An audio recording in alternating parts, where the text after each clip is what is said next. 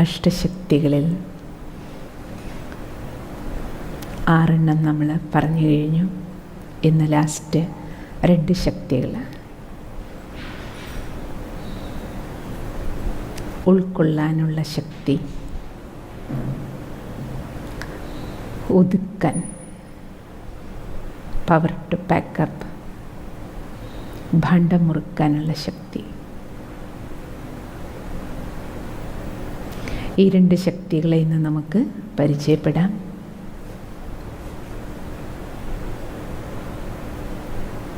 ഉൾക്കൊള്ളുക,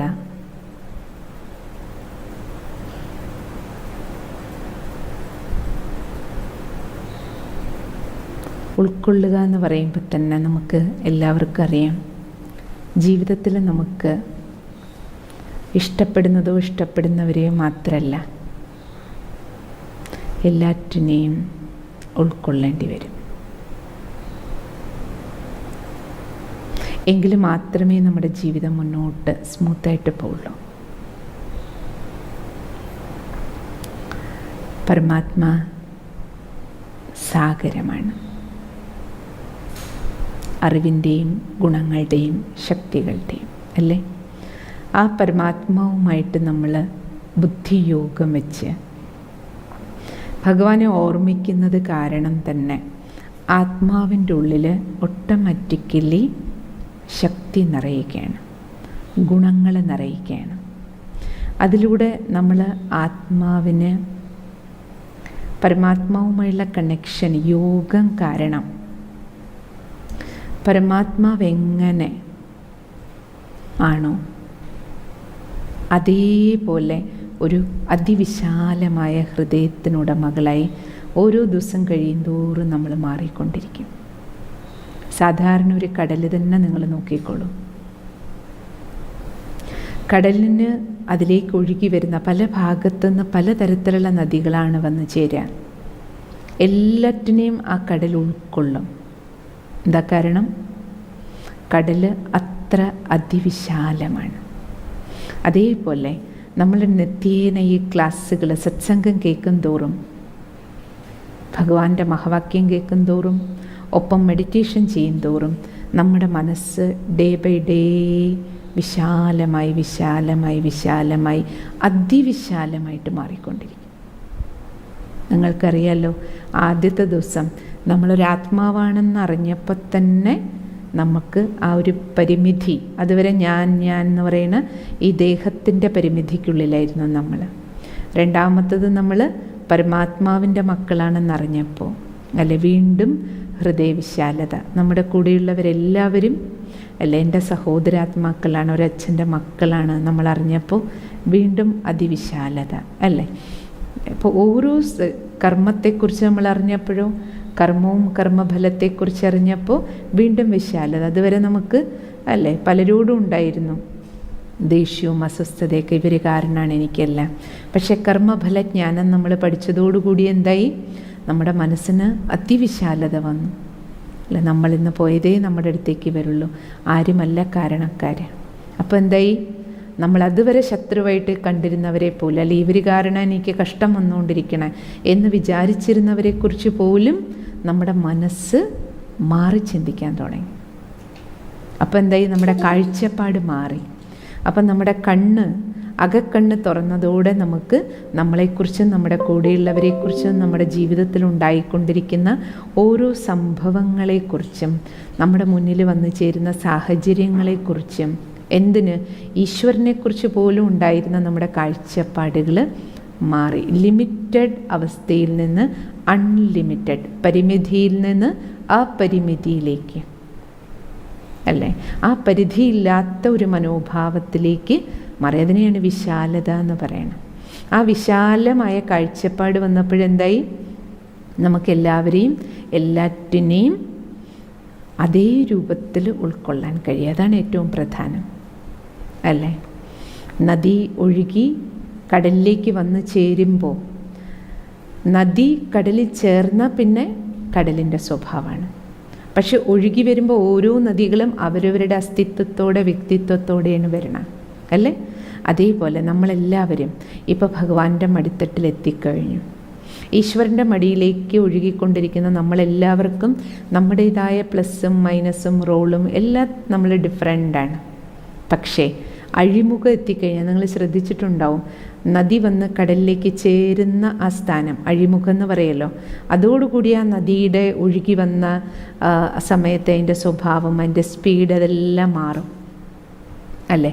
കടലും നദിയും കൂടെ ചേർന്ന് ആ അഴിമുഖത്താണ് ഒരു മിക്സിങ് നടക്കണേ. അതിനുശേഷം കടലിലേക്ക് അങ്ങ് ചേരുകയാണ് നദി. കടലിലേക്ക് ചേരുന്നതോടുകൂടി പിന്നെ എന്തായി, അഴിമുഖവും കൂടി വിട്ട് കഴിഞ്ഞാൽ പിന്നെ കടലിൻ്റെ സ്വഭാവമാണ് നദിക്ക്. അതേപോലെ നമ്മൾ ഓരോരുത്തരും നിത്യ സത്സംഗത്തിൻ്റെ ഗുണാത. ഡെയിലി നമ്മൾ ഭഗവാന്റെ മഹാവാക്യം തുടക്കം മുതലേ പറയുന്നുണ്ടല്ലോ നിങ്ങളോട് സിസ്റ്റർ, ഒരു ദിവസം പോലും ഈശ്വരൻ്റെ മഹാവാക്യം നമ്മൾ മുടക്കാതിരുന്നാൽ നമ്മൾ ആത്മാവാകുന്ന ഈ നദി പരമാത്മ സാഗരത്തിൽ ചേരുന്നതിനനുസരിച്ച് എന്താകും, പരമാത്മജ്ഞാനം നിത്യേന ഈശ്വരീയ ജ്ഞാനം ശ്രവിക്കുമ്പോൾ നമ്മൾ സാഗരത്തിലേക്ക് ലയിക്കുന്ന അനുഭവമാണ് ഉണ്ടാവുക. പിന്നെന്താകും, മുരളി, പ്രത്യേകിച്ച് മുരളി, ഇപ്പം നമ്മൾ സായാഹ്നത്തിലാണ് ഈ സത്സംഗം കേൾക്കണേ. അപ്പം ഈ സായാഹ്ന സത്സംഗം കഴിഞ്ഞാൽ നിങ്ങൾക്ക് പ്രഭാതത്തിൽ സത്സംഗം കേൾക്കാം. ആ സമയത്ത് 1 മണിക്കൂർ സമയം ഇതേപോലെ പരമാത്മജ്ഞാന സാഗരം നമ്മുടെ അടുത്തേക്ക് ഒഴുകിയെത്തുകയാണ്. നമ്മൾ ഭഗവാന്റെ അടുത്തേക്ക് ഒഴുകിയെത്തുകയാണ്. ആ ജ്ഞാനസാഗരത്തിൽ ഒഴുകിച്ചേരുന്നതോടുകൂടി എന്താകും, നമ്മളിപ്പോൾ എല്ലാവരും അവരവരുടേതായ യുണീക്കായിട്ടുള്ള പേഴ്സണാലിറ്റിയാണ് നമ്മളെല്ലാം അല്ലേ. നമ്മുടേതായ ഇഷ്ടം, അനിഷ്ടം, കാഴ്ചപ്പാട്, നമുക്ക് നമ്മുടേതായ ശരി, നമ്മുടേതായ തെറ്റ്, നമ്മുടെ പ്ലാന്, പദ്ധതി അല്ലേ, എല്ലാറ്റിലും വ്യത്യസ്തമാണ്. നമ്മുടെ പ്ലസ് ഉണ്ടാവും, പല മൈനസുകളുണ്ടാവും അല്ലേ, പല ദുശീലങ്ങളുണ്ട്, ദുസ്വഭാവങ്ങളുണ്ട്, ദുർവികാരമുണ്ട്. പക്ഷെ നമ്മൾ നിത്യസത്സംഗത്തിൽ എന്താ സംഭവിക്കണേ, സാഗരത്തിലേക്ക് പരമാത്മജ്ഞാനം കേൾക്കുന്നതിനനുസരിച്ച് സാഗരത്തിൻ്റെ സ്വന്തമായി നമ്മൾ മാറുകയാണ്. സാഗരം നമുക്ക് സ്വന്താക്കുകയാണ്. ബാബ നമ്മളെ സ്വന്താക്കുന്നു, നമ്മൾ ബാബയെ സ്വന്താക്കുന്നു. അപ്പോൾ എന്താകും, അച്ഛൻ്റെ സ്വത്ത് അച്ഛനെയും കിട്ടും, സമ്പത്തും കിട്ടും. ഡെയിലി ഭഗവാന്റെ മഹാവാക്യത്തിൽ ബാബ എപ്പോഴും പറയും, നിങ്ങൾക്ക് അച്ഛനെയും കിട്ടി, സമ്പത്തും കിട്ടി. അച്ഛൻ്റെ കയ്യിൽ എന്തുണ്ടോ അതാകും നമ്മുടെ സ്വത്ത്, നമ്മുടെ പ്രോപ്പർട്ടി. ഇപ്പം നമ്മുടെ കയ്യിൽ നദിയായി ഒഴുകിക്കൊണ്ടിരിക്കുമ്പോൾ നമ്മളിൽ എന്തെല്ലാം ഉണ്ടായിരുന്നു ആ മൈനസുകൾ മാറിയിട്ട് സാഗരത്തിൻ്റെ സ്വഭാവം എന്താണ്, അതിവിശാലത. എല്ലാ ഗുണങ്ങളിലും കടൽ അല്ലേ, സ്നേഹത്തിൻ്റെ കടലായി മാറാൻ നമുക്കും കഴിയും.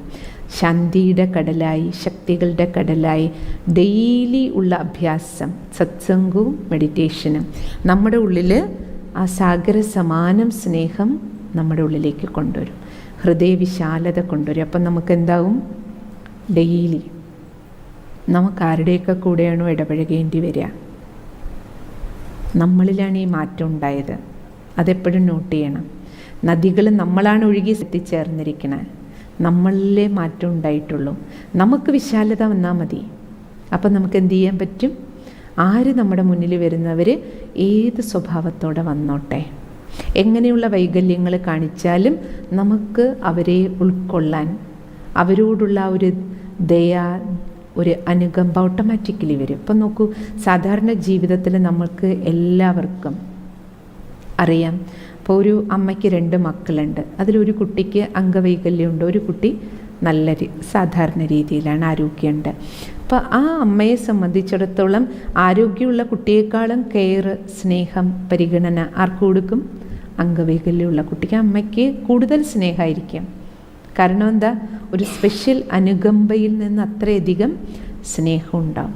സ്വാഭാവികമായിട്ടൊരു എമ്പതി ഉണ്ടാവും, കൂടുതൽ എല്ലാവർക്കും ഉണ്ടാകും. അപ്പം നമുക്ക് തന്നെ എന്തെങ്കിലും ശാരീരിക അംഗവൈകല്യമുള്ള ആരെങ്കിലും കാണുമ്പോൾ നമ്മുടെ എല്ലാവരുടെയും ഹൃദയത്തിൽ നിന്നൊരു പ്രത്യേക അനുകമ്പ ഉണ്ടാവില്ലേ. അങ്ങനെയുള്ള ഒരാളെ നമ്മൾ കണ്ടാൽ നമ്മൾ എഴുന്നേറ്റ് സീറ്റ് കൊടുക്കും അല്ലേ, എന്തെങ്കിലും ഹെൽപ്പ് വേണമെങ്കിൽ നമ്മൾ കൈപിടിച്ച് ഹെൽപ്പ് ചെയ്യും. കാരണം ഒരു സ്വാഭാവിക എമ്പതി നമ്മുടെ ഉള്ളിൽ വർക്ക് ചെയ്യും അല്ലേ. അപ്പം ശാരീരിക വൈകല്യമുള്ള ഒരാളോട് നമ്മൾ എങ്ങനെ അനുകമ്പ കാണിക്കുന്നു, അതേ അനുകമ്പ നമുക്ക് ആരോട് വരും, മാനസിക വൈകല്യങ്ങളുള്ളവരോടും വരും. മാനസിക വൈകല്യ അർത്ഥം ബാക്കി മാനസിക രോഗങ്ങളുടെ കാര്യം എന്നുള്ളതല്ല, അതെന്തായാലും നമുക്ക് എല്ലാവർക്കും വരും. പക്ഷേ നമ്മുടെ നിത്യജീവിതത്തിൽ നമ്മൾ ഇടപഴകുന്നവർ പലപ്പോഴും പലരും പലതരത്തിൽ ഫ്രാക്ചേർഡായവരായിരിക്കും. എന്താ ഫ്രാക്ചർ? ചിലർക്ക് ദേഷ്യം കൊണ്ട് ഫ്രാക്ചറായവരായിരിക്കും, ചിലർക്ക് വാശി കൊണ്ട് ഫ്രാക്ചറായവരായിരിക്കും, അല്ലേ? ചിലർക്ക് അസൂയ കൊണ്ടുള്ള ഫ്രാക്ചറായിരിക്കും. ഓരോരുത്തർക്ക് ഓരോ തരത്തിലുള്ള ദുർബല സ്വഭാവങ്ങളും സംസ്കാരങ്ങളും തീർച്ചയായിട്ടും ഉണ്ടാകും. അപ്പോൾ നമ്മൾ പ്രത്യേകിച്ച് നമ്മൾ ആരുടെ കൂടെയാണോ കൂടുതൽ സമയം റെഗുലർ ഇടപഴകേണ്ടി വരുന്നത്, കൂടുതൽ സമയം ഇടപഴകേണ്ടി വരുന്നത്, അപ്പോൾ അങ്ങനെയുള്ള മാനസികമായിട്ടുള്ള ദുർബല സ്വഭാവ സംസ്കാരങ്ങളുടെ പിടിയിൽ അല്ലേ ഫ്രാക്ചേർഡായിട്ടിരിക്കുന്നവരോടൊപ്പം നമുക്ക് ഇടപഴകേണ്ടി വരുമ്പോൾ നമുക്കും ഒരു ഹൃദയവിശാലതയുള്ള ഒരു മാതൃത്വം മനസ്സ് നമുക്കുണ്ടെങ്കിൽ, ഇന്നലെ നമ്മൾ പറഞ്ഞല്ലോ ആത്മാവൊരു മാതാവാണ്. കാരണം ആത്മാവിൻ്റെ ഉള്ളിൽ എങ്ങനെയാണോ പരമാത്മാവിനെ നമ്മൾ മാതാപിതാവെന്ന് പറയണം. കാരണം എന്താ? പരമാത്മാവിൻ്റെ സ്നേഹവാത്സല്യം എല്ലാവരോടും. ഭഗവാൻ എല്ലാവരും മക്കളാണ്. അതിൽ നല്ലവരും ഉണ്ട്, കെട്ടവരും ഉണ്ട്, അല്ലേ? അതിൽ കൊലയാളി ഉണ്ടാവും, പാപാത്മാവും ഉണ്ടാവും, പുണ്യാത്മാവും ഉണ്ടാവും. പക്ഷെ ഭഗവാനെ സംബന്ധിച്ചിടത്തോളം എല്ലാവരും മക്കളാണ്. അതേപോലെ നമ്മുടെ മനസ്സിലും നമുക്ക് ആരുടെയൊക്കെ കൂടെ ഇടപഴകേണ്ടി വരുന്നു രാവിലെ മുതൽ വൈകുന്നത് വരെ. അതിൽ ഒരു പക്ഷേ വ്യക്തിപരമായിട്ട് നമ്മളെ ഉപദ്രവിച്ചവരോ നമുക്ക് ദ്രോഹിച്ചവരോ മനഃപൂർവ്വമായിട്ടോ അല്ലാതെയായിട്ടോ ഒക്കെ ചെയ്തവരുണ്ടാവും. പലരും ഉണ്ടാവും. ഇപ്പോഴും നമുക്ക് അവരുടെ കൂടെ ആയിരിക്കും ജീവിക്കേണ്ടി വരണം. ചിലപ്പം ചിലർ ഇപ്പോഴും ചെയ്തുകൊണ്ടിരിക്കുന്നുണ്ടാവും. പക്ഷേ നിത്യ ജ്ഞാനം, ശ്രവണവും മെഡിറ്റേഷനും കാരണം, നമ്മുടെ മനസ്സിനുണ്ടാകുന്ന വിശാലത കാരണം, ബാബയുടെ ഓർമ്മ നമുക്ക് നൽകുന്ന ശക്തി, power to accept, power to accommodate, നമുക്കവരെയും ഉൾക്കൊള്ളാൻ പറ്റും. ശത്രുവായിട്ടല്ല, സ്നേഹത്തോടെ. അത് ഏറ്റവും പ്രധാനപ്പെട്ട ഒരു കാര്യമാണ്. കാരണം നമ്മൾ ഈ ജ്ഞാനമാർഗത്തിൽ മുന്നോട്ട് പോകുന്ന സമയത്ത് നമ്മൾ മനസ്സിലാക്കേണ്ടത്, ഇപ്പം നമ്മുടെ ഫാമിലിയിൽ തന്നെ നോക്കൂ. അപ്പം നിങ്ങൾ ഒരാൾക്ക് ചിലപ്പോൾ സ്പിരിച്വലി ഇൻട്രസ്റ്റഡ് ആയിരിക്കും, നിങ്ങൾ സത്സംഗം കേൾക്കുന്നു. നിങ്ങളുടെ വീട്ടിലുള്ളവർക്ക് എല്ലാവർക്കും ഇൻട്രസ്റ്റ് ഉണ്ടാവണമെന്നില്ല.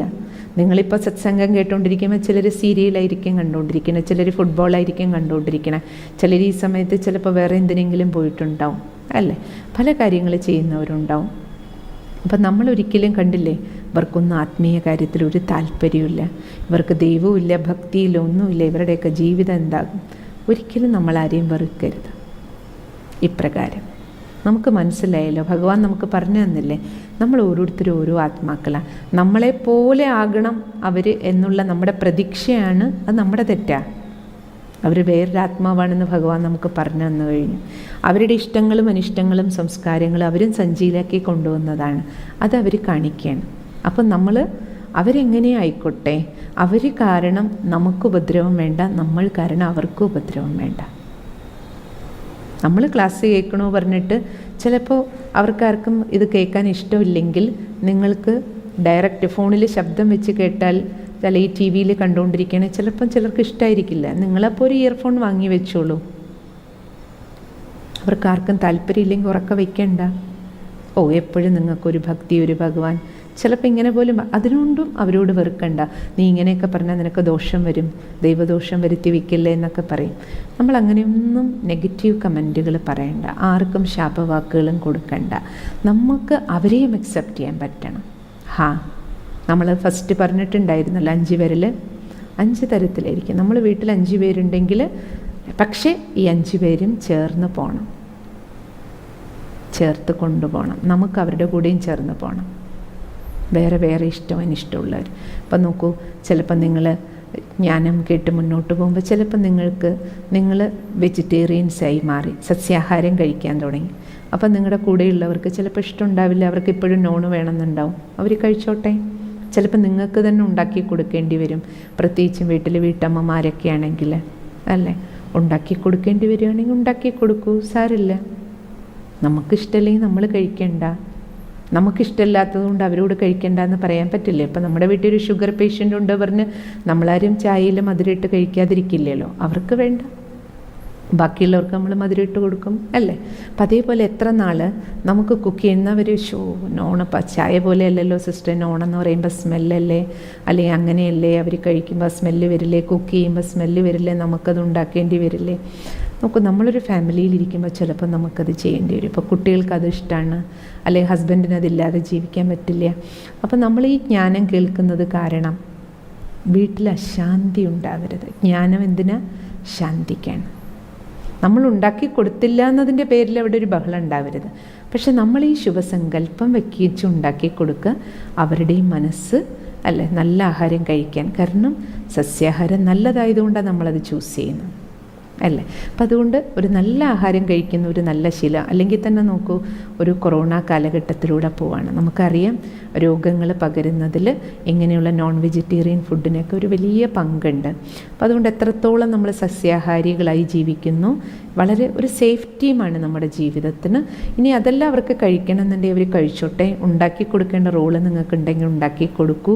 ഇനി അവരിരുന്ന് കഴിക്കുമ്പോൾ അയ്യോ സ്മെല്ല് അത് ഇത് ഒരു തരത്തിലുള്ള നെഗറ്റീവ് കമൻറ്റ് നമ്മൾ പറയും. നമുക്ക് വേണ്ടെങ്കിൽ നമ്മൾ മാറിയിരിക്കുക, അത്രയല്ലേ വേണ്ടു. നമ്മൾ കഴിക്കാതിരിക്കുക. ഒരിക്കലും കുടുംബത്തിൽ നമ്മൾ ആത്മീയ മാർഗം സ്വീകരിക്കുന്നു, അല്ലെ നമ്മൾ സത്യതയോടെ ജീവിക്കുമ്പോൾ ചിലപ്പോൾ നമ്മുടെ കൂടെയുള്ളവർ മുഖത്ത് നോക്കി നുണ പറയുന്നവരുണ്ടാവും. നമുക്കറിയാം ഇയാൾ പറയുന്ന നുണയാണ്, കാരണം നമുക്ക് സ്പഷ്ടമായിരിക്കാം. കാരണം നമ്മൾ ജ്ഞാനം കേൾക്കും തോറും മെഡിറ്റേഷൻ ചെയ്യും തോറും നമ്മുടെ ഉള്ളിൽ ശുദ്ധിയും സത്യതയും കൂടുമ്പോൾ നമുക്കറിയാം. പലപ്പോഴും സിസ്റ്റർക്ക് ഇഷ്ടംപോലെ അനുഭവങ്ങൾ ജീവിതത്തിൽ ഉണ്ടായിട്ടുണ്ട്. അറിയാം നമ്മുടെ മുന്നിൽ പറയണത് പച്ചക്കള്ളമാണെന്നറിയാം. പക്ഷേ എന്നാലും നമുക്കവരെ റിജക്റ്റ് ചെയ്യാൻ പറ്റില്ലല്ലോ. കാരണം അവർ നമ്മുടെ കുടുംബാംഗമാണ്, നമുക്ക് അവരുടെ കൂടെ ജീവിക്കണം. അപ്പം എന്ത് ചെയ്തേ മതിയാകുള്ളൂ, നമുക്കവരെ ഉൾക്കൊണ്ട്. പക്ഷേ എന്നാൽ ചോദിക്കും അവരെങ്ങനെ പോയി എങ്ങനെ ശരി. നമുക്കവർക്ക് തിരുത്തൽ കൊടുക്കാൻ വേണ്ടിയിട്ട് അല്ലേ, നമ്മൾ ഉത്തരവാദിത്തപ്പെട്ടവരാണെങ്കിൽ നമ്മൾ നമ്മുടെ ചെയ്യാൻ പറ്റുന്നത് ചെയ്യുന്നും കൂടെ ഭഗവാൻ പറഞ്ഞു വരദാനത്തിൽ. മക്കളെ തിരുത്തൽ എങ്ങനെ ഒരാൾക്ക് കൊടുക്കണ്ടേ? അവർ പറയണ 100% തെറ്റാണെങ്കിലും ഇന്നത്തെ മഹാവാക്യത്തിൽ ഭഗവാൻ എന്താ പറഞ്ഞതെന്നറിയോ? ആദ്യം നിങ്ങൾ അവർ പറയുന്നത് കേൾക്കൂ. രണ്ടാമത്തത് നിങ്ങൾ അവരുടെ നന്മകളെ ഓർമ്മിപ്പിക്കുക. അവർക്ക് എന്തൊക്കെ സ്പെഷ്യാലിറ്റി ഉണ്ട്. കാരണം നിങ്ങൾക്കറിയാം ഇവർ പറഞ്ഞ 100% അസത്യമാണ്, തെറ്റാണ്, അല്ലെങ്കിൽ അതിനെ തിരുത്തണം.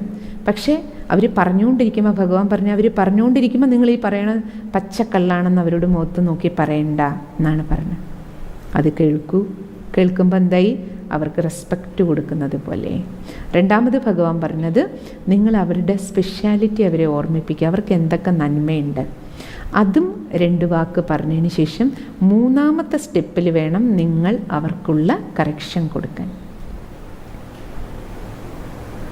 അതാണ് അവരെ ഉൾക്കൊള്ളാൻ. അവരെ ഉൾക്കൊണ്ടുകൊണ്ട് അവരാരാണോ എങ്ങനെയാണോ നമുക്ക് മനസ്സിലായി ഈ അസത്യത്തിൻ്റെ സംസ്കാരമുണ്ട്. പക്ഷേ ഇവരെ എനിക്ക് ഡീൽ ചെയ്യണം, ഇവരോടൊപ്പം എനിക്ക് ജീവിക്കണം, ഇവരെ എനിക്ക് മാനേജ് ചെയ്യണം. പക്ഷേ അവർക്ക് ശരിയായ മാർഗം കാണിച്ചു കൊടുക്കാൻ വേണം. അപ്പോൾ ഭഗവാൻ പറഞ്ഞ് നിങ്ങൾ അവർക്കും ആദ്യം ആദരവ് കൊടുക്കൂ. സംസാരിച്ചുകൊണ്ടിരിക്കുമ്പോൾ പറഞ്ഞുകൊണ്ടിരിക്കുമ്പോൾ ചെയ്തുകൊണ്ടിരിക്കുമ്പോൾ ഒറ്റയടിക്ക് കട്ട് ചെയ്യണ്ട. അതാണ് ഹർട്ടാവുക. അപ്പോൾ എന്തായി? നമുക്ക് അതിനുള്ള ഒരു ഹൃദയവിശാലത നമ്മുടെ മനസ്സിന് പരമാത്മാ സാഗരവുമായിട്ടുള്ള കണക്ഷനിലൂടെ നമുക്കുണ്ടായിക്കൊണ്ടേയിരിക്കും. അപ്പം നമുക്ക് ആരോടും വെറുപ്പ് വരില്ല. അവരെ ഉൾക്കൊള്ളാനുള്ള ശക്തി നമുക്കുണ്ടാക്കും. അപ്പം നമ്മളും സന്തുഷ്ടമായിട്ടിരിക്കും, അവർക്കും സന്തുഷ്ടത കൊടുക്കാൻ പറ്റും. ഇല്ലെങ്കിലോ ഇവരെന്താ ഇങ്ങനെ, അവരെന്താ അങ്ങനെ, ചോദ്യങ്ങളായിരിക്കും. എനിക്കെന്താ ഇങ്ങനെ ഒരു വീട്, എനിക്കെന്താ ഇങ്ങനെ ഒരു അച്ഛൻ, എന്താ ഇങ്ങനെ ഒരു അമ്മ. നമുക്കെല്ലാത്തിൻ്റെ ഉത്തരം തന്നു കഴിഞ്ഞല്ലേ ഭഗവാൻ അല്ലേ? ഉൾക്കൊള്ളാൻ എളുപ്പമായി. കർമ്മഫലത്തിൻ്റെ ജ്ഞാനം കിട്ടിക്കഴിഞ്ഞു. അല്ലെങ്കിൽ നമ്മളെന്ത് വിചാരിക്കും, ഇവരൊക്കെ കാരണം എനിക്കിതൊക്കെ സഹിക്കേണ്ടി വരുന്നുണ്ടല്ലോ, എന്താ എനിക്കിവിടെ, എന്തുകൊണ്ടാണ് ഇങ്ങനെ? ഈ ചോദ്യങ്ങൾക്കെല്ലാം ഫുൾ സ്റ്റോപ്പ് ഇടാൻ വേണ്ടിയിട്ടാണ് ഭഗവാൻ നമുക്ക് കർമ്മഫലജ്ഞാനം തന്നത്. അവരൊന്നുമല്ല കുറ്റക്കാർ. ഈ അച്ഛനെ, ഈ അമ്മ, ഈ കുടുംബം, ഈ സഹോദരങ്ങൾ, ഈ സ്ഥലത്തെ ജോലി, ഇതെല്ലാം അല്ല നമുക്ക് കിട്ടിയത്, നമ്മളിൽ നിന്ന് പോയത് നമുക്ക് കിട്ടിയതാണ്. അതുകൊണ്ട് നമുക്ക് അവരുടെ കൂടെ ചേർന്ന് പോകണം, ചേർത്ത് കൊണ്ടുപോകണം. പക്ഷേ സന്തോഷത്തോടെ പോകണം, സമാധാനത്തോടെ പോകണം. നമ്മൾ കാരണം അവർക്കും ഡിസ്റ്റർബൻസ് ഉണ്ടാകരുത്, അവർ കാരണം നമുക്കുണ്ടാകരുത്. അതിൽ ഏറ്റവും പ്രധാനം എന്താണ്? വിശാലതയാണ്. ആ വിശാലത വന്നു കഴിയുമ്പോൾ എന്താകും? എല്ലാവരും എൻ്റേതാണെന്നുള്ള തോന്നൽ നമുക്ക് വരും. എല്ലാവരും നമ്മുടെ വീട്ടിലുള്ളവർ മാത്രമല്ല, നമ്മുടെ അയൽക്കാരാകട്ടെ, സമസ്ത പ്രപഞ്ചവും നമുക്ക് ഫീൽ ചെയ്യും. ആരെ കണ്ടാലും നമുക്കൊരു അന്യരാണെന്ന് തോന്നുന്നില്ല, ആരായിക്കോട്ടെ. ഇപ്പം നിങ്ങളിൽ പലരും സൂമിൽ കുറച്ച് പേരെയുള്ളൂ, ബാക്കി എത്രയോ പേര് സത്സംഗം യൂട്യൂബിൽ കേട്ടുകൊണ്ടിരിക്കുന്നുണ്ട്, ആയിരക്കണക്കിന് പേര് ഈ പ്രോഗ്രാംസ് കാണുന്നുണ്ട്, ആയിരക്കണക്കിന് പേര് അല്ലേ. നിങ്ങൾക്ക് സിസ്റ്ററെ അറിയുന്നുണ്ടാവും, സിസ്റ്റർക്ക് ഒരുപക്ഷെ വ്യക്തിപരമായിട്ട് നിങ്ങളെ അറിയുന്നുണ്ടാവില്ല, പക്ഷെ നിങ്ങളെ ആരെ കണ്ടാലും സിസ്റ്ററുടെ ഉള്ളിൽ ഹൃദയത്തുന്ന ഫീലിംഗ് എന്തേ വരുള്ളൂ, ഇവർ ബാബയുടെ മക്കളാണ്, പരമാത്മാവിൻ്റെ കുട്ടികളെ. കാരണം നിങ്ങൾ ആര് തന്നെയാണെങ്കിലും ഭഗവാൻ ഈ മൂന്നാം കണ്ണ് തുറന്നു തന്നതുകൊണ്ട് സിസ്റ്ററെ സംബന്ധിച്ചിടത്തോളം നിങ്ങൾ ആരാണ്? എൻ്റെ ഒരു സഹോദരാത്മാവാണ്, ബാബയുടെ ഒരു കുട്ടിയാണ്. ബാക്കി നിങ്ങൾ ലോകത്തിൻ്റെ ഏത് കോണിലുള്ളവരാണെങ്കിലും ഭഗവാന്റെ കുട്ടിയാണ്. ആ ആത്മീയ സ്നേഹം നമുക്ക് എല്ലാവരോടും ഉണ്ടാകും. അതിന് കണ്ടീഷനൊന്നുമില്ല, നമുക്കവരെ പരിചയം വേണമെന്നോ അവരുടെ ജാതിയും മതവും നിറവും ഒന്നും നമുക്കൊരു വിഷയമല്ല. കാരണം നമുക്കറിയില്ല ആ ശരീരത്തിൽ ആരായിരിക്കണം, ആത്മാവ്. ആത്മാക്കളെല്ലാം പരമാത്മാവിൻ്റെ കുട്ടിയാണ്. ഞാൻ ബാബയുടേതാണ്, ബാബ എൻ്റേതാണ്, അതുകൊണ്ട് എല്ലാവരും എൻ്റേതാണ്, എല്ലാവരും എൻ്റേതാണ്. ഈ ഭാവന, അതിവിശാലമായ ഹൃദയം, ഈ ആത്മീയ സ്നേഹമാണ് നമ്മുടെ ഉള്ളിൽ ഉൾക്കൊള്ളാനുള്ള ശക്തി വർദ്ധിപ്പിക്കുന്നത്. അപ്പോൾ പിന്നെ നമ്മൾ ഒരിക്കലും എന്ത് ചെയ്യില്ല, സംഭവങ്ങളും വ്യക്തികളെയും ചൂണ്ടിക്കൊണ്ടിരിക്കില്ല, സമസ്യകൾ ചൂണ്ടിക്കൊണ്ടിരിക്കില്ല, പരിഹാരം തേടിക്കൊണ്ടിരിക്കില്ല. സമസ്യയില്ല, സമാധാനം, പ്രശ്നമില്ല, പരിഹാരം, സൊല്യൂഷൻ, സൊല്യൂഷൻ, സൊല്യൂഷൻ. ഇതിനോടൊപ്പം നമുക്ക് ഏറ്റവും പ്രധാനപ്പെട്ട ശക്തി, നമ്മൾ ഇതുവരെ പറഞ്ഞ 7 ശക്തികളും നമുക്ക് ഉപയോഗിക്കാൻ പറ്റണമെങ്കിൽ നമ്മളിലുണ്ടായിരിക്കേണ്ട ഫസ്റ്റ് പവറാണ് ഒതുക്കാനുള്ള ശക്തി. ചിത്രത്തിൽ കാണുന്നില്ലേ, ഭാണ്ഡം മുറുക്കി പാക്കപ്പ് അല്ലേ, എല്ലാം പെട്ടിയിലാക്കി വച്ചിരിക്കുകയാണ്. പക്ഷെ എന്ത് പെട്ടിയിലാക്കണം, എന്ത് പെട്ടിയിൽ നിന്ന് ഒഴിവാക്കണം, ഇതേറ്റവും പ്രധാനമാണ്. നമുക്ക് മെഡിറ്റേഷൻ ചെയ്യണമെങ്കിൽ പോലും നമ്മുടെ മനസ്സ് അല്ല സ്വസ്ഥാകണം, ശാന്താകണം. മനസ്സ് ഫ്രീ ആയാലേ, ഭാരരഹിതമായാലേ പിന്നെ അങ്ങോട്ട് പോകാൻ പറ്റൂ. കാരണം യാത്രയാണല്ലോ, ഓർമ്മയുടെ യാത്രയല്ലേ മെഡിറ്റേഷൻ. ഞാൻ ആത്മാവാണെന്ന സ്മൃതിയിലിരുന്ന് പരമാത്മാവാകുന്ന ബാബയുടെ അടുത്തേക്ക് യാത്ര ചെയ്യാം മനസ്സും ബുദ്ധിയും കൊണ്ട്. അപ്പോൾ ഈ ട്രാവലിങ്ങിന് ഏറ്റവും പ്രധാനപ്പെട്ട കാര്യം എന്താണ്? മനസ്സാദ്യം ശാന്താകണം, ഫ്രീ ആകണം, ഭാരരഹിതമാകണം. ഒരു സാധാരണ യാത്രയ്ക്ക് പോലും നമ്മൾ പോകുമ്പോൾ നിങ്ങൾക്കറിയാം, സാധാരണ യാത്ര തന്നെ നമ്മൾ പറയില്ലേ, ലെസ് ലഗേജ് മോർ കംഫർട്ടബിൾ എന്നാണ് പറയാം അല്ലേ. ലഗേജ് കുറവാണെങ്കിൽ യാത്ര വളരെ സുഖകരമായിരിക്കും. അതുകൊണ്ട് നമ്മളിന്ന് ഈ ലാസ്റ്റ് ശക്തി, ഒതുക്കാനുള്ള ശക്തി നമുക്ക് ജീവിക്കാനും, ഇനി ജീവിച്ചതിന് ശേഷം നമ്മൾ യാത്ര പറഞ്ഞ് പോകുമ്പോൾ മരിക്കുമ്പോഴും 2 സമയത്തും നമുക്ക് ആവശ്യമുള്ള ശക്തികളാണ്. ത്രൂ ഔട്ട് ദ ലൈഫ്, ജീവിതം മുഴുവൻ നമുക്ക് ആവശ്യമുള്ളതാണ്. ജീവിക്കാനും മരിക്കാനും വേണ്ടുന്ന ശക്തിയാണ് ഒതുക്കാനുള്ള ശക്തി. പവർ ടു പാക്കപ്പ്, അല്ലെങ്കിൽ വേണമെങ്കിൽ ഭാണ്ഡം മുറുക്കാനുള്ള ശക്തി എന്ന് പറയാം. പൊതുവേ നമ്മൾ യാത്രയിൽ ലഗേജ് എന്തുകൊണ്ടാണ് കുറയ്ക്കണേ? എന്തുകൊണ്ടാണ് ലെസ് ലഗേജ് എന്ന് പറയാൻ കാരണം? ഇല്ലെങ്കിലോ എന്ത് സംഭവിക്കും? ഈ ഭാരവും വഹിച്ചുകൊണ്ട് തന്നെ യാത്രയല്ലേ, ഭാരവും എടുത്തുകൊണ്ട് ചുമക്കുന്ന ചുമട്ടുകാരനെ പോലെ നമ്മുടെ കഴുത്ത് തളർന്ന് അല്ലെ മുഖം വാടി ജീവിക്കേണ്ടി വരും. ഫുൾ യാത്രയിൽ ഈ ലഗേജ് എടുക്കൽ തന്നെ നമ്മളെ ക്ഷീണിപ്പിക്കും. യാത്ര എന്ന് പറഞ്ഞാൽ തന്നെ പലതരത്തിലുള്ള സംഭവങ്ങളുണ്ടാവും അല്ലേ. അപ്പം അതിൽ തന്നെ നമുക്ക് ഭാരം കൂടിയ, ലഗേജ് കൂടി. അതുകൊണ്ടാണ് സാധാരണ ഒരു ട്രെയിനിലോ വിമാനത്തിലോ ഒക്കെ നമ്മൾ യാത്രയ്ക്ക് പോകുമ്പോൾ, വിമാനത്തിൽ പ്രത്യേകിച്ച് നമുക്ക് നേരത്തെ പറയും എത്ര കിലോയെ അലൗഡ് ഉള്ളൂ. അപ്പം നമ്മളെന്താ ചെയ്യുക? 15 കിലോയോ അല്ല ഡൊമസ്റ്റിക് ഫ്ലൈറ്റിൽ അലൗഡ് ഉള്ളെങ്കിൽ നമ്മൾ ഒരു സ്ഥലത്തുനിന്ന് ഒരു സ്ഥലത്തേക്ക് നമുക്ക് ഡൽഹിക്ക് പോകണം. അപ്പോൾ ലഗേജ് എല്ലാം ആദ്യം എടുത്ത് നിരത്തി വെക്കുക അങ്ങോട്ട് അല്ലേ. എന്നിട്ട് കൊണ്ടുപോകേണ്ട സാധനങ്ങളിൽ എടുത്ത് വെച്ചിട്ട് പെട്ടിയിൽ നമ്മൾ നിറച്ചിട്ട് വെയിറ്റ് നോക്കും. വെയിറ്റ് നോക്കിയിട്ട് 15 കൂടുതലുണ്ടെങ്കിൽ വീണ്ടും എന്ത് ചെയ്യുക? അതെല്ലാം വീണ്ടും താഴെയിടും. വീണ്ടും അതിന്ന് ഒതുക്കും. എങ്ങനെ ഒതുക്കുക? പ്രയോറിറ്റി കൊടുത്തിട്ട് അല്ലേ.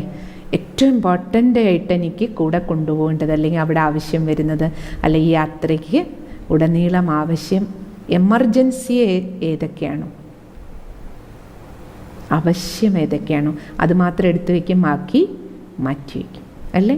അങ്ങനെയാണ് നമ്മൾ വീണ്ടും എന്ത് ചെയ്യും, പെട്ടിയിലേക്ക് വീണ്ടും അതിനെ റീസ്റ്റോർ ചെയ്യും അല്ലേ. കാരണം നമുക്ക് വേണ്ടതിനെ അക്കൊമഡേറ്റ് ചെയ്യണം. അപ്പോൾ അത്യാവശ്യമില്ലാത്തതൊക്കെ ആണെങ്കിൽ നമ്മൾ മാറ്റി വയ്ക്കാറുണ്ട്. അപ്പം നമുക്ക് ജീവിതത്തിലും ഇത് തന്നെയാണ് ചെയ്യേണ്ടത്. ഈ പെട്ടിയിൽ എന്തൊക്കെ എടുത്ത് വെക്കണം, കാരണം ഫുൾ ലൈഫ് എന്ന് പറഞ്ഞാൽ ജേർണിയാണല്ലോ അല്ലേ. ലൈഫ് ഈസ് എ ജേർണി എന്നാണ് പറയുക, ജീവിതയാത്രയാണ്. അപ്പോൾ ഇനി മരിച്ചാലും വീണ്ടും യാത്രയാണ്, ആത്മാവ് അടുത്ത യാത്രയ്ക്ക് പോവാണ്. അപ്പോൾ ജീവിച്ചിരിക്കുമ്പോഴും മരിച്ചാലും നമ്മൾ ത്രൂ ഔട്ട് യാത്രയിലാണ്. അപ്പോൾ യാത്ര സുഗമമാകണമെങ്കിൽ ഇവിടുത്തെ വെയിറ്റ് കുറയണം. ഈ പെട്ടിയിൽ എന്തൊക്കെ ഇടണം, എന്തൊക്കെ ഇടാൻ പാടില്ല, എന്തൊക്കെ ചുരുക്കണം, വെട്ടിച്ചുരുക്കണം, എന്തൊക്കെ ഇടണം, എന്തൊക്കെ മാറ്റണം, എന്താ ചെയ്യേണ്ടത് നമ്മൾ നോക്കണം. പാസ്റ്റ്, പ്രസൻറ്റ്, ഫ്യൂച്ചർ മൂന്നും നോക്കണം. എന്തൊക്കെ പാസ്റ്റിലെ വേണ്ടാത്തത്, കഴിഞ്ഞത് എന്തൊക്കെ എടുത്തു വച്ചിട്ടുണ്ട്. കാരണം കഴിഞ്ഞു പോയതൊക്കെ വേണ്ടാത്തതായിരിക്കും. വേണ്ടാത്തത് ധാരാളം എടുത്തു വയ്ക്കും നമ്മൾ. അവർ പറഞ്ഞതും ഇവർ പറഞ്ഞതും 10 വർഷം മുമ്പ് പറഞ്ഞതും കുഞ്ഞുനാൾ എന്നോട് ചെയ്തതും. ചിലർ പറയില്ല ഞാൻ മരിച്ചാലും മറക്കില്ല, മരിച്ചാലും മറക്കില്ല, കാരണം മരിക്കും വരെ ഞാൻ ഈ ഭാരം കൊണ്ട് നടക്കും എന്നാണ് പറയണത് അല്ലേ. അങ്ങനെ എന്തെല്ലാം വേസ്റ്റുകൾ നമ്മൾ എടുത്തു വെച്ചിട്ടുണ്ട്, ആലോചിച്ച് നോക്കൂ. അത് ഓർമ്മിച്ചാൽ വീണ്ടും വിഷമം വരുന്ന വേസ്റ്റാണ്, യൂസ്ഫുൾ അല്ല. എനിക്ക് ഉപകാരമില്ല, എൻ്റെ കുടുംബാംഗങ്ങൾക്ക് ഉപകാരമില്ല, ആർക്കും ഉപകാരമില്ല. പക്ഷെ ഉപദ്രവം തരുന്നത്, ഉപകാരമില്ല എന്ന് മാത്രമല്ല ഉപദ്രവം തരുന്ന ധാരാളം എടുത്തു വെച്ചിട്ടുണ്ട്. അതെന്ത് ചെയ്യാം, നമുക്ക് അതൊക്കെ പെട്ടിന്ന് പുറത്തേക്കിടാം. പുറത്തേക്കിടുക എന്ന് മാത്രമല്ല, അതിനെ സദാകാലത്തേക്ക് നമുക്ക് വലിച്ചെറിയണം. അതാണ് മെഡിറ്റേഷനിലൂടെ കിട്ടുന്ന ഗുണം. അതിനെന്ത് ചെയ്യുക, നമുക്ക് എന്തൊക്കെ കളയണമെങ്കിൽ അത് പോകണ്ടേ. ചിലർ പറയും കളയണം എന്നൊക്കെ ആഗ്രഹമുണ്ട്, മറക്കാൻ പറ്റണ്ടേ സിസ്റ്ററെ. മറക്കണമെങ്കിൽ എന്ത് ചെയ്യണം, പൊറുക്കണം. ഫൊർഗീവ് ആൻഡ് ഫൊർഗെറ്റ് എന്നാ പറയാം. മറക്കണമെങ്കിൽ ആദ്യം നമ്മൾ ക്ഷമിക്കണം. ക്ഷമിച്ചാലേ മറക്കാൻ കഴിയും. ഫസ്റ്റ് ഒതുക്കൽ അവിടെ നിന്നാണ് തുടങ്ങേണ്ടത്. എന്തൊക്കെ പാസ്റ്റിൽ സംഭവിച്ചു കഴിഞ്ഞതുണ്ടോ, അതിലാരെല്ലാം വ്യക്തികളെ എന്തെല്ലാം സംഭവങ്ങളുമായി ബന്ധപ്പെട്ട് നമുക്കിപ്പോഴും ഓർമ്മ വരികയും നമ്മൾ ഡിസ്റ്റർബ് ചെയ്യുകയും ചെയ്യുന്നുണ്ടോ, അത് നമ്മൾ അവർക്ക് മാപ്പ് കൊടുക്കുക. ചിലപ്പോൾ നമ്മളെ ഉപദ്രവിച്ചതായിരിക്കും, കഷ്ടം തന്നതായിരിക്കും. ചിലപ്പോൾ അവർ മനഃപൂർവ്വമായിരിക്കില്ല, ചിലത് മനഃപൂർവ്വമായിരിക്കും. പക്ഷെ ഇപ്പം നമുക്ക് രണ്ടിൻ്റെയും ആൻസർ കിട്ടി. മനഃപൂർവ്വം ചെയ്തിട്ടുണ്ടെങ്കിലും അറിയാതെ ചെയ്തു പോയിട്ടുണ്ടെങ്കിലും അതിൻ്റെ കാരണം എന്താ, ഏതോ ചില കർമ്മബന്ധനങ്ങളാണ്, നമ്മളിൽ നിന്ന് പോയ ചില കടങ്ങളാണ്, അത് വന്നങ്ങ് സെറ്റിലായി പോയതാണ്. അത് നമുക്ക് ബോധ്യപ്പെട്ടു. അപ്പോൾ എന്ത് ചെയ്യുക, ഒരേ ഒരു മാർഗമേ ഉള്ളൂ കടം തീർക്കാൻ, ക്ഷമിക്കുക. എന്നാലേ വിടാൻ പറ്റൂ. ഇല്ലെങ്കിൽ ഭാരം ചുമന്നാൽ നമ്മുടെ തല എപ്പോഴും കുനിഞ്ഞിരിക്കും. മുഖം എങ്ങനെയിരിക്കും, തലയിൽ ചുമടുള്ള വ്യക്തിയുടെ മുഖം എങ്ങനെയിരിക്കും അല്ലേ, ഭാരം നിറയാകുമ്പോൾ മുഖം അതുപോലെ അല്ലേ. പിന്നെ രണ്ടാമത്, നമ്മളിൽ നിന്ന് പല തെറ്റുകളും ഉണ്ടായിട്ടുണ്ടാവും, അത് നമ്മളെ കുത്തിക്കൊണ്ടിരിക്കും. അതാരെയൊക്കെ വേദനിപ്പിച്ചോ കഷ്ടം കൊടുക്കുന്നോ അവർ വേദനിക്കുമ്പോഴെല്ലാം നമുക്കതിൻ്റെ ഗിൽറ്റ് വന്നുകൊണ്ടിരിക്കും, പശ്ചാത്താപം ഫീൽ ചെയ്യും. ആ വൈബ്രേഷൻ നമ്മളെ ചിലപ്പോൾ അസ്വസ്ഥാക്കിക്കൊണ്ടിരിക്കും. ചിലപ്പോൾ അവർ മറന്നാലും നമുക്ക് മറക്കാൻ പറ്റില്ല. അപ്പോൾ അങ്ങനെയുള്ള കേസിൽ എന്ത് ചെയ്യുക, രണ്ടാമത്തെ ഭാരം കുറയ്ക്കാൻ, ഒതുക്കാൻ എന്ത് ചെയ്യണം, സൂട്ട് കേസ് റീഅറേഞ്ച് ചെയ്യാൻ നമ്മൾ മാപ്പ് ചോദിക്കുക. ഫസ്റ്റ് മാപ്പ് കൊടുക്കേണ്ടവർക്ക് കൊടുക്കുക, രണ്ടാമത്തത് മാപ്പ് ചോദിക്കുക. അടുത്തത് നമുക്ക് എപ്പോഴും ഓർമ്മ വരേണ്ടത്, നമുക്ക് ഇപ്രകാരം ഒതുക്കി മുന്നോട്ട് പോകേണ്ടതിൻ്റെ ആവശ്യകത എന്താണ്? ഡെയിലി ക്ലീനിങ് വേണം. നമ്മളെ നോക്കിക്കൊണ്ടിരിക്കണം. അതിന് ഭഗവാൻ നല്ലൊരു യുക്തി പറഞ്ഞു തന്നിട്ടുണ്ട് ഒതുക്കാൻ. ഡെയിലി രാത്രി ഉറങ്ങുന്നതിന് മുമ്പ് നമ്മൾ ശ്രീ ശങ്കരൻ യോഗി ജീവിതത്തെക്കുറിച്ച് പറഞ്ഞിരുന്നുവല്ലോ. ശങ്കരൻ്റെ പ്രത്യേകത എന്താ? സംഹാരമൂർത്തിയാണ്. ഭഗവാൻ പറയുന്ന ഡെയിലി രാത്രി മക്കളെ നിങ്ങൾ സംഹരിച്ചിട്ടേ ഉറങ്ങാവൂ. എന്ത് സംഹരിക്കണം? ഫുൾ ഡേ നടന്ന കാര്യങ്ങളൊന്ന് തിരിഞ്ഞു നോക്കിയിട്ട് എന്ത് ചെയ്യുക, ചാർട്ട് നോട്ട് ചെയ്യുക, എഴുതുക. ഭഗവാൻ എല്ലാം ഒന്ന് എഴുതി വയ്ക്കുക. ഇന്ന് എനിക്ക് എന്തൊക്കെ പ്ലസ് ചെയ്യാൻ പറ്റി, ഇന്ന് എൻ്റെ കയ്യിൽ നിന്ന് എന്തൊക്കെ മൈനസ് ഉണ്ടായി. എന്നിട്ട് എന്ത് ചെയ്യുക, എന്തൊക്കെ മൈനസ് സംഭവിച്ചോ അതിനെല്ലാം ആദ്യം നമ്മൾ നമ്മളോട് ക്ഷമിക്കുക, അല്ലെങ്കിൽ ഇവിടെ ഒരു അടയാളം വീണുകൊണ്ടിരിക്കും. നമ്മളോടാണ് ആദ്യം നമ്മൾ തെറ്റ് ചെയ്യുന്നത്. കാരണം നമ്മളൊരു തെറ്റ് ചെയ്താൽ അതിൻ്റെ ആദ്യം ഇംപ്രിൻ്റ്, അതിൻ്റെ പതിപ്പുണ്ടാകുന്ന നമ്മൾ ആത്മാവിലാണ് ഒരു കറ പിടിപ്പിക്കണം. അപ്പോൾ നമ്മളോട് ചെയ്യുന്ന ഒരു അനീതിയാണത്, നമ്മുടെ ഉള്ളിൽ ഇരുട്ടാക്കുകയാണ്. അപ്പം അതുകൊണ്ട് ആദ്യം നമ്മളോട് ക്ഷമിക്കുക, മറ്റുള്ളവരോട് ക്ഷമ ചോദിക്കണമെങ്കിൽ ചോദിക്കുക, ഭഗവാനോടും ചോദിക്കുക. ജ്ഞാനം കൊണ്ട് വിവേകം. ഇപ്പോൾ ഡെയിലി നമ്മൾ സത്സംഗം കേൾക്കുന്നത് കൊണ്ട് ബാബയുടെ മുരളി കണ്ണാടി പോലെ നമ്മുടെ മുന്നിൽ വെച്ച് നമ്മൾ ഡെയിലി രാത്രി ഉറങ്ങുന്നതിന് മുമ്പ് ഒരു ക്ലീനിങ് ചെയ്തുകൊണ്ട് മുന്നോട്ട് പോവുക. അതിന് ജ്ഞാനത്തിനെ ഉപയോഗിക്കണം. ജ്ഞാനം വെള്ളം പോലെയാണ്. ക്ലീനിങ്ങിന് നമ്മൾ അങ്ങനെയല്ലേ ഉപയോഗിക്കുക? വെള്ളം വേണം, സോപ്പ് വേണം, അല്ലേ? ചിലത് ആലയിട്ടാലേ പോവുള്ളൂ, സോപ്പ് കൊണ്ട് പോവില്ല, അല്ലേ? അപ്പോൾ പരമാത്മാവിൻ്റെ സ്മൃതി, ജ്ഞാനം വേണ്ടടുത്ത് ജ്ഞാന ബിന്ദുക്കൾ വേണം. ചില സമയത്ത് നമുക്ക് ഏകാന്തതയിലിരുന്ന് നമ്മളെ വാച്ച് ചെയ്യേണ്ടി വരും, പരമാത്മ പറഞ്ഞ പോയിന്റുകൾ വെച്ച്. ചില സമയത്ത് പരമാത്മ സ്മൃതി, ചിലതൊക്കെ കത്തിച്ച് കളയണം. കുപ്പകൾ കുറേ ഉണ്ടാവും. അതിനെയൊക്കെ എന്താ ചെയ്യുക? നമ്മൾ ഡെയിലി വീടാണെങ്കിൽ അടിച്ച് വാരിയിട്ട് കുപ്പ കൊണ്ടുപോയി കത്തിക്കണം, വേണ്ടേ? അപ്പോൾ യോഗ അഗ്നിയാണ്. ഭഗവാന്റെ ഓർമ്മ അഗ്നിക്ക് സമാനമാണ്. അപ്പോൾ ഈശ്വരൻ്റെ ഓർമ്മയുടെ അഗ്നിയിലിരുന്ന് നമുക്ക് എന്ത് ചെയ്യണം? ഡെയിലി കത്തിക്കണം. അതിനാണ് അമൃതവേളയിലെ നമ്മുടെ യോഗം, സന്ധ്യാസമയത്തെ യോഗം, ഇരുന്നുള്ള മെഡിറ്റേഷൻ ഈ കുപ്പ കത്തിക്കലിന് നമ്മളെ സഹായിക്കും. അപ്പോൾ എന്താകും? അന്നന്ന് കത്തിച്ചുകൊണ്ടിരുന്ന ക്ലീനായിട്ടിരിക്കും. ആ ക്ലീനിങ് നമുക്ക് രാത്രി ബാബയ്ക്ക് ഡെയിലി ഒരു ലെറ്റർ എഴുതുക, മെയിൻ പോയിൻറ്റ്സ് നോട്ട് ചെയ്തിട്ട് കിടക്കുക. അപ്പോൾ മനസ്സ് ക്ലീനാവും. ക്ലീൻ പേപ്പറായിട്ട് വേണം ഉറങ്ങാൻ, ഫ്രഷ് ആയിട്ട്. രാത്രി കുളിക്കാൻ സാധാരണ കിടക്കുന്നതിന് മുമ്പ് ചിലപ്പോൾ നമ്മളൊന്ന് മേല് കഴുകിയിട്ട് കിടക്കുന്ന ശീലം ഉണ്ടല്ലോ. രാവിലെ എഴുന്നേറ്റ് കുളിക്കും, വൈകുന്നേരം മേല് കഴുകും, അല്ലേ?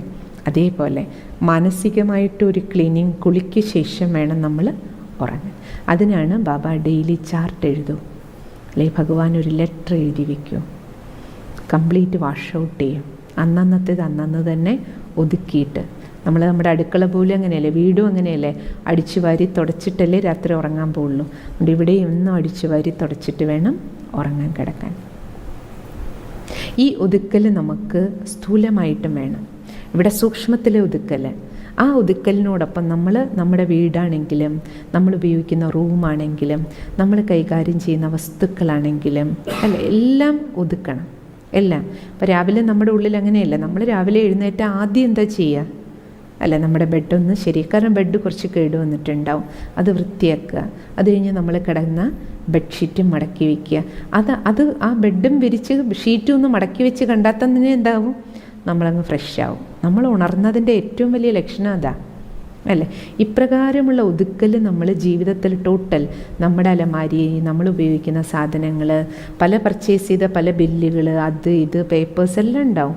നമ്മുടെ അലമാര, നമ്മുടെ ഡ്രസ്സ് ഇരിക്കുന്നത്, നമ്മുടെ പുസ്തകങ്ങൾ, വിദ്യാർത്ഥികളാണെങ്കിലും വേണ്ടാത്തത് ചിലപ്പോൾ നമ്മൾ എഴുതി കഴിഞ്ഞാൽ പേന വരെ ഉണ്ടാവും, അതിന് ഉപയോഗിക്കാനേ പറ്റാത്തതുണ്ടാവും. പക്ഷെ അതും വെറുതെ വെച്ചിട്ടുണ്ടാവും.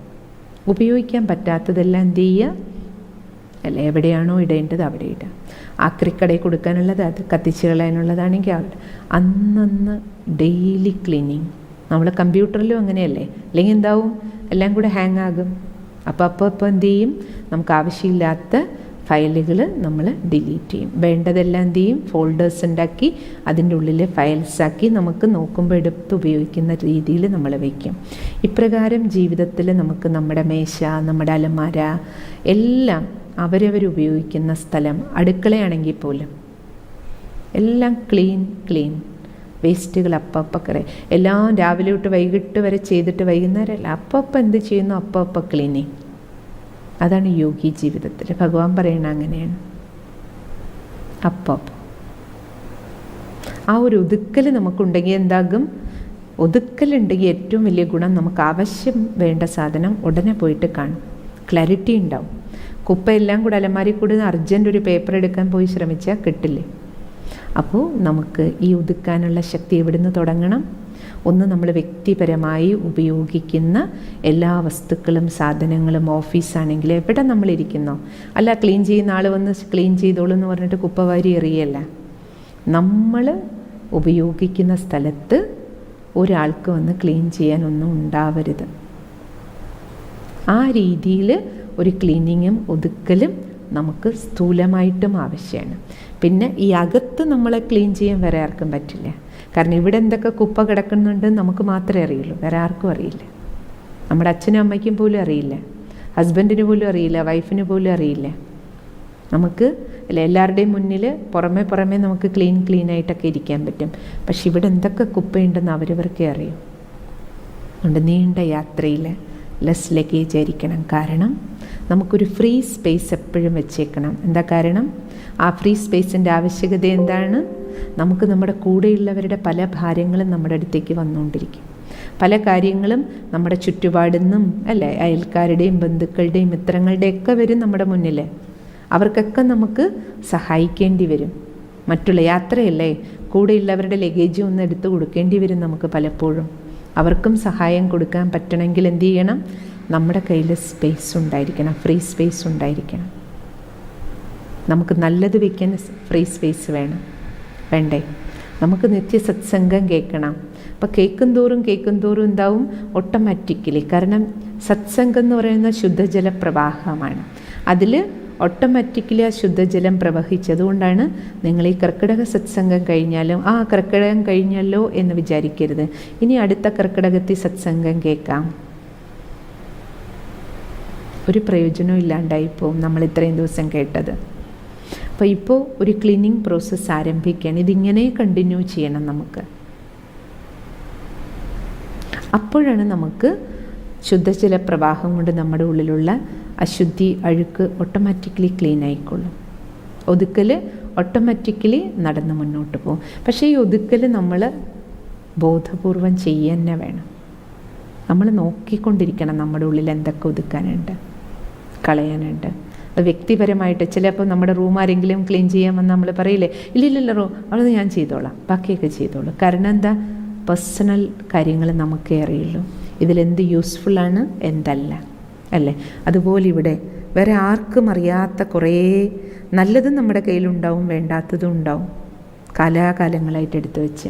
ഇവിടെ അവരവർ വിചാരിക്കണം. അതുകൊണ്ട് മെഡിറ്റേഷൻ, അവരവർക്കുള്ള മെഡിറ്റേഷൻ, ക്ലീനിങ്, ഹോംവർക്ക് നമ്മൾ സ്വയം ചെയ്യണം. ഇത് മറ്റൊരാൾക്ക് നമ്മുടെ ഉള്ളിൽ കയറി ക്ലീൻ ചെയ്യാൻ പറ്റില്ല. ഹസ്ബൻഡിന് വൈഫിന് വേണ്ടി മെഡിറ്റേഷൻ ചെയ്യാൻ പറ്റില്ല, വൈഫിന് ഹസ്ബൻഡിന് വേണ്ടി ചെയ്യാനും പറ്റില്ല. നമുക്ക് ശുഭഭാവന എല്ലാവർക്കും വേണ്ടി വയ്ക്കാം, പക്ഷെ ക്ലീനിങ് പേഴ്സണലായിരിക്കണം, ഒതുക്കൽ പേഴ്സണലായിരിക്കണം. അതുകൊണ്ട് ഈ ഒതുക്കാനുള്ള ശക്തി നമുക്ക് എല്ലാവർക്കും ആവശ്യമാണ്, കൊച്ചു കുട്ടികൾ മുതൽ, പുറമേയും അകത്തും. പിന്നെ ഏറ്റവും പ്രധാനപ്പെട്ട ഒരു കാര്യം, ഒതുക്കാനുള്ള ശക്തിയിൽ നമുക്ക് ചെയ്യേണ്ട ഏറ്റവും ഇമ്പോർട്ടൻ്റ് ആയിട്ടുള്ള അടുത്ത ഹോംവർക്ക്, നമ്മൾ വളരെയധികം തെറ്റായ അസ്തിത്വങ്ങളുടെ കുപ്പായത്തിൻ്റെ ഉള്ളിലാണ് നമ്മുടെ ജീവിതം പോണത്. ഞാൻ എന്ന് പറഞ്ഞാൽ എന്തോ ഒരു വലിയ സംഭവമാണ് എന്ന് നമ്മൾ വിചാരിച്ചിരിക്കുന്നുണ്ട്. ഞാൻ സ്ത്രീയാണ്, അല്ലെങ്കിൽ സുന്ദരിയാണ്, ജാതിയുടെ, മതത്തിൻ്റെ, നിറത്തിൻ്റെ, പദവിയുടെ കുറേ ഈഗോയുടെ കുപ്പായം നമ്മളിട്ടിട്ടുണ്ട്. ഇപ്പം നമ്മൾ മനസ്സിലാക്കിയല്ലോ, ഇതൊക്കെ വെറും കുപ്പായമാണ്, നമുക്ക് നാടകം കളിക്കാൻ കിട്ടിയ വേഷത്തിൻ്റെ ഭാഗം മാത്രം. ഓരോ കുപ്പായവും അഴിച്ചു വെച്ച് കഴിഞ്ഞാൽ ഞാനൊരു വലിയ സംഭവമാണ്. ആരാണ് ഞാൻ ഒരാത്മാവാണ്. I am a being in a human. ഒരു ഹ്യൂമൻ ബോഡിയിൽ, ഇത് ഹ്യൂമൻ ബോഡിയാണ്. ഈ ബോഡിക്കുള്ളിലിരിക്കുന്ന ഞാനാണ് വലിയ സംഭവം. പക്ഷേ ഞാൻ ആത്മാവാണ് വലിയ സംഭവം എന്ന് തിരിച്ചറിയാതെ നമ്മൾ ഈ പുറമേ കാണുന്ന ദേഹവുമായി ബന്ധപ്പെട്ട സംഭവങ്ങളൊക്കെയാണ് വലുതാകിയിട്ട്, അല്ല, അതിൻ്റെ ഈഗോയിലാണ് നമ്മളിപ്പോൾ ജീവിച്ചുകൊണ്ടിരിക്കുന്നത്. നമുക്ക് ഈ ബോഡിയുമായി ബന്ധപ്പെട്ട എന്തൊക്കെ ഉണ്ടാക്കി വെച്ചിട്ടുണ്ടോ അഡ്രസ്സ്, അതിലെയാണ് അല്ലേ ഫാൾസ് ഐഡൻറ്റിറ്റി എന്നാണ് പറയാം, തെറ്റായ മിഥ്യാബോധം എന്നതിനെ പറയാം. നമ്മളതല്ല, പക്ഷെ നമ്മളതാണെന്ന് സ്ത്രീയാണെന്ന് വിചാരിച്ചു, അല്ല ഹിന്ദു ആണെന്ന് വിചാരിച്ചു, സുന്ദരനാണെന്ന് വിചാരിച്ചു, ഞാൻ എൻജിനീയറാണ്, നമ്മുടെ ജോലി മാത്രമാണ്. പക്ഷെ ഞാനൊരാത്മാവാണ്, ശുദ്ധ ചൈതന്യ ശക്തിയാണ്. ഇതാണ് നമ്മുടെ ഒറിജിനൽ ഐഡൻറ്റിറ്റി. ഈ ഐഡൻറ്റിറ്റിയിൽ നമ്മൾ തിരിച്ചറിഞ്ഞ് ജീവിക്കാൻ നമ്മൾ തുടങ്ങുമ്പോൾ, ഞാൻ ശാന്തസ്വരൂപമായൊരാത്മാവാണ്, അല്ല ശാന്തിയുടെ സാഗരനായ പരമാത്മാവിൻ്റെ കുട്ടിയാണ്. ഇതാണ് എൻ്റെ ഒറിജിനൽ ഐഡൻറ്റിറ്റി. ആ ഐഡൻറ്റിറ്റിയിൽ ജീവിക്കാൻ തുടങ്ങുമ്പോൾ എന്താവും, നമ്മുടെ ഉള്ളിൽ ഫ്രീ സ്പേസ് ഉണ്ടാകാൻ തുടങ്ങും. വേസ്റ്റ് എടുത്ത് വെക്കുന്നത് ആ ശീലമേ മാറും, ആ ഹാബിറ്റേ മാറും. അച്ഛൻ്റെ സ്വഭാവമാകും നമ്മുടെ മക്കളുടെ. അച്ഛനാര? സദാശിവനാണ്. സദാശിവൻ, സദാ ശാന്തി, സദാ ശുദ്ധി, ഒരഴുക്കുമില്ല, ഒരഴുക്കും എടുത്ത് വയ്ക്കാത്ത ആളാണ് അല്ലേ. അപ്പം അതുപോലെ നമുക്കും എന്ത് ചെയ്യാൻ പറ്റും, നമ്മളും ശുദ്ധമായിട്ട് മാറാൻ തുടങ്ങും. സത്യമായ ഐഡൻറ്റിറ്റിയിൽ ജീവിക്കാൻ തുടങ്ങുമ്പോഴേ സത്യത നമ്മുടെ ഉള്ളിലേക്ക് ശുദ്ധിയെ കൊണ്ടുവരും. കാരണം നമ്മൾ നേരത്തെ പറഞ്ഞല്ലോ, ജീവിതം മുഴുവൻ എന്ന് പറയുന്നത് യാത്രയാണ്. അതുകൊണ്ട് അടുത്ത ഒരു കാര്യം നമുക്ക് എല്ലാവർക്കും എപ്പോഴും ഓർമ്മ വരേണ്ടത്, നമുക്ക് ഈ ഒതുക്കേണ്ടതിൻ്റെ ഏറ്റവും പ്രധാന ആവശ്യം എന്താണ്, നമ്മൾ എല്ലാവരും ജീവിത യാത്രയിൽ ഏത് നിമിഷവും നമുക്ക് ഈ യാത്ര അവസാനിക്കാം. നമ്മളോട് ചോദിച്ചിട്ട് പോലും അല്ല നമ്മുടെ അന്തിമ നിമിഷം കടന്നു വരുന്നതാണോ? അല്ല, ഏത് നിമിഷവും അന്തിമ നിമിഷമാകാം. ഈശ്വരീയ വിശ്വവിദ്യാലയത്തിൻ്റെ first administrative head Jagadamba Saraswati Mamma എന്നാണ് യജ്ഞത്തിൽ എല്ലാവരും വിളിക്കാറുണ്ടായിരുന്നത്. മമ്മ എപ്പോഴും പറയുമായിരുന്നു ഹിന്ദിയിൽ ഹർ ഘടി അന്തിം ഘടി സംജോ പറയും. മക്കളെ, ഏത് നിമിഷവും നിങ്ങളുടെ അന്തിമ നിമിഷമാകാം. അതുകൊണ്ട് ഓരോ നിമിഷവും സഫലാക്കിയേക്കോളൂ. ഏത് നിമിഷവും അന്തിമ നിമിഷം. അതുകൊണ്ട് മമ്മ ഒരു സെക്കൻഡ് പോലും വേസ്റ്റ് ചെയ്തിരുന്നില്ല. ഒരു സെക്കൻഡിൽ, ഓരോരോ സെക്കൻഡും തൻ്റെ ശരീരവും മനസ്സും കഴിവും എല്ലാം സദുപയോഗം ചെയ്തുകൊണ്ടിരുന്നു. ആരുമായിട്ടും ഒരു ബന്ധിക്കുന്ന കർമ്മവും കെട്ടുന്ന ഒരു കർമ്മത്തിൻ്റെ കണക്കുണ്ടാക്കാതിരിക്കാൻ ശ്രദ്ധിച്ചുകൊണ്ടാണ് മമ്മ ഓരോ ചുവടും വെച്ചത്. എന്നാലോ കൂടെ 350 പേരാണ്, യാതൊരു രക്തബന്ധവും ഇല്ലാത്ത 350 പേരുടെ ഇടയിൽ ജീവിച്ചപ്പോൾ നൂറുകണക്കിന് ഈശ്വരീയ വിശ്വവിദ്യാലയത്തിൻ്റെ ബ്രാഞ്ചുകളുടെ ഹെഡായിട്ട് തലപ്പത്തിരുന്നപ്പോഴും ഇത്ര അറ്റൻഷൻ വെച്ചിരുന്നു ബന്ധിക്കുന്ന തരത്തിലുള്ള ഒരു കർമ്മവും ചെയ്യാതിരിക്കാൻ. അതുകൊണ്ട് നമുക്കും അതാണ് ആവശ്യം. നമ്മുടെ അന്തിമ സെക്കൻഡും അനുവാദം ചോദിച്ചിട്ടല്ല കടന്നു വരണേ. അതുകൊണ്ട് നമ്മൾ ഇരിക്കുന്ന ഓരോ സെക്കൻഡിലും നമുക്ക് ഇത്ര അവെയറായിരിക്കണം. പ്രത്യേകിച്ച് നമ്മൾ കൂടുതൽ സമയം ഇടപഴകുന്നത് ആരുടെ കൂടെയാണ്? അതൊന്ന് നമ്മുടെ സ്വന്തം വീട്, അല്ലെങ്കിൽ അയൽക്കാരും മെയിൻ, പിന്നെ ജോലിസ്ഥലം. അതിൽ വീടും ജോലിസ്ഥലമാണ് കൂടുതൽ നമ്മൾ ഇടപഴകുന്നത്. അതുകൊണ്ട് നമ്മൾ ആരുടെ കൂടെ ഇടപഴകുന്നോ അവരുമായിട്ടുള്ള നമ്മുടെ ഓരോ ദിവസം നമ്മൾ ഉറങ്ങുന്നതിന് മുമ്പും എന്തെങ്കിലും നമ്മുടെ കൂടെയുള്ളവരോട് എന്തെങ്കിലും ഒരു ചെറിയ കശവിശയെങ്കിലും ഉണ്ടായിട്ടുണ്ടെങ്കിൽ, മുഖം ഇത്തിരിയെങ്കിലും കറുത്തെങ്കിൽ, ഉറങ്ങുന്നതിന് മുമ്പ് തീർച്ചയായിട്ടും ആ കശവിശ മാറ്റിയിട്ടേ ഉറങ്ങാവൂ. ഉറങ്ങുന്നവരെയും കാത്തു നിൽക്കരുത്. എന്തെങ്കിലും അഭിപ്രായ ഭിന്നത ഉണ്ടെങ്കിൽ നമ്മൾ അത് അങ്ങോട്ടും ഇങ്ങോട്ടും പറഞ്ഞു കഴിഞ്ഞു അടുത്ത സെക്കൻഡിൽ തന്നെ അതിൽ നിന്ന് പുറത്ത് വന്നോളണം. സെക്കൻഡ് പോവുക, പിണങ്ങിയിരിക്കുക, 1 മണിക്കൂർ പിണങ്ങിയിരിക്കുക, 2 മണിക്കൂർ പിണങ്ങിയിരിക്കുക, ഭക്ഷണം കഴിക്കാതിരിക്കുക, മിണ്ടാതിരിക്കുക, കരഞ്ഞുകൊണ്ടിരിക്കുക, അല്ലെങ്കിൽ ദേഷ്യപ്പെടുക, അല്ലെങ്കിൽ ഉപദ്രവിക്കുക, ഇതെല്ലാം എന്താണ്? ഭാരമാണ്. ആത്മാവിൽ കറയുണ്ടാക്കും, ഭാരം ഉണ്ടാക്കും, നമുക്കിടയിൽ ബന്ധനങ്ങളുണ്ടാക്കും. ആ ഭാരമുള്ള മനസ്സോടുകൂടി വീട്ടിൽ തന്നെ നിങ്ങൾ പുറത്തേക്ക് പോകുന്നവരാണെങ്കിൽ വീട്ടിൽ എന്തെങ്കിലും ഒരു കശപിശ ഉണ്ടാക്കിയിട്ട് ആ കശപിശയുടെ എഫക്റ്റോടു കൂടി പുറത്തേക്ക് പോകരുത്, ഓഫീസിൽ പോകരുത്. അതിന് മുമ്പ്, പോകുന്നതിന് മുമ്പ് ആരെങ്കിലും ഒരാൾ എന്തെങ്കിലും അങ്ങോട്ടും ഇങ്ങോട്ടും ഒന്ന് പറഞ്ഞാൽ പോലും ഒരാളെ ക്ഷമിച്ച് ഒരാൾ അങ്ങോട്ട് പോയി ആ അസ്വസ്ഥത മാറ്റി സന്തോഷത്തോടു കൂടി യാത്രയാക്കൂ. നിങ്ങൾ യാത്രയാകുന്നതിന് മുമ്പ് സന്തോഷത്തോടു കൂടി യാത്രയാക്കൂ. ഒരാളൊരു സോറി പറഞ്ഞാൽ തന്നെ മതിയില്ല, പോട്ടെ സാരില്ല, ഞാൻ അങ്ങനെ പറഞ്ഞു പോയി, ക്ഷമിക്കുക. അപ്പം എൻ്റെ മാനസികാവസ്ഥ അതായിരുന്നു. 2 ആളിൽ ആർക്ക് വേണമെങ്കിലും അത് ചെയ്യാം. നമുക്കൊന്നും നഷ്ടപ്പെടില്ല, പക്ഷെ നമുക്ക് വളരെയധികം നേടാൻ പറ്റും. കാരണം പുറത്തേക്ക് പോകുന്ന ആൾ പോവുകയാണ്, നമുക്കറിയോ നമ്മൾ പുറത്തേക്ക് ഇറങ്ങണോ, നമ്മൾ അടുത്ത സെക്കൻഡ് എന്താ നമ്മുടെ അടുത്ത സെക്കൻഡ് എന്നറിയില്ല. വീട്ടിലിരിക്കുകയാണ്, നമുക്കറിയില്ല നമ്മുടെ അടുത്ത മൊമെൻ്റ് എന്താണെന്ന്. അറിയോ? പ്രത്യേകിച്ച് നോക്കൂ, കാണാൻ പറ്റാത്തൊരു സൂക്ഷ്മമാണ് മുഴുവൻ ലോകവും വന്നിട്ട് അല്ലേ അന്തിമ സെക്കൻഡ് എത്ര പേരുടെ യാത്രയുടെ ടോക്കണും കൊണ്ട് വന്നതുപോലെയാണ് കൊറോണ വന്നിരിക്കുന്നത് അല്ലേ. അപ്പം അതുകൊണ്ട് നമുക്ക് ഇത്ര അറ്റൻഷൻ ഉണ്ടായിരിക്കണം. ഒരു പട്ടാളക്കാരൻ ലീവിന് വന്നതുപോലെ ആയിരിക്കണം നമ്മുടെ ജീവിതം. പട്ടാളക്കാരൻ എങ്ങനെയാണ് ലീവിന് വരിക? 1 മാസത്തെ അവധി ഓഫീസർ കൊടുത്താലും ബോണ്ട് എഴുതി വെച്ചിട്ടാണ് വരിക.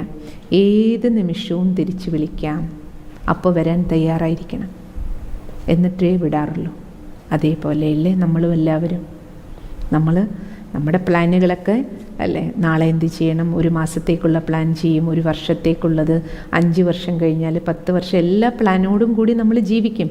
പ്ലാൻ ചെയ്യേണ്ടെന്നല്ല പറയണം, പ്ലാനുകൾ ചെയ്തോളൂ, നല്ല രീതിയിലുള്ള ആക്ടിവിറ്റികൾ ചെയ്തോളൂ. പക്ഷേ എപ്പോഴും ഓർമ്മ ഉണ്ടാവണം, ഗ്യാരൻറ്റി ഏതിന് മാത്രമേ ഉള്ളൂ? പ്ലാനിങ് 10 വർഷത്തെ വേണമെങ്കിൽ ചെയ്യാം, പക്ഷേ ജീവിക്കുന്ന മൊമെൻ്റ് ഏത് മാത്രമാണ്? ഗ്യാരൻറ്റീഡ് ഈ സെക്കൻഡ് മാത്രമാണ് അല്ലേ. അപ്പം അതുകൊണ്ടാണ് നമുക്ക് ഈ ഒതുക്കാനുള്ള ശക്തിയുടെ ഏറ്റവും കൂടുതൽ ആവശ്യകത. ഇരിക്കുകയാണെങ്കിലും അല്ലേ, ലെസ് ലഗേജ്, മോർ കംഫർട്ടബിൾ. അപ്പോഴേ കംഫർട്ടബിളായിട്ടുള്ള എല്ലാവരുടെയും കൂടെ യാത്ര ചെയ്യാൻ പറ്റും. പോവുകയാണെങ്കിലും ലെസ് ലഗേജ്, മോർ കംഫർട്ടബിൾ യാത്ര. അല്ലെ, പെട്ടിയിൽ എന്താണോ എടുത്തിട്ട് പോണ സഞ്ചിയിൽ അതിനാണല്ലോ അനുസരിച്ചല്ലേ അടുത്തത് കിട്ടുക. അപ്പോൾ ഇവിടുന്ന് ഇറങ്ങുകയാണെങ്കിലും സഞ്ചിയിൽ എന്ത് കൊണ്ടുപോകണോ അതിനനുസരിച്ചിരിക്കും എൻ്റെ അടുത്ത മുന്നോട്ടുള്ള യാത്ര. ഇത് രണ്ടും നമുക്ക് കുട്ടികൾക്ക് ഭഗവാൻ മനസ്സിലാക്കി തന്നു.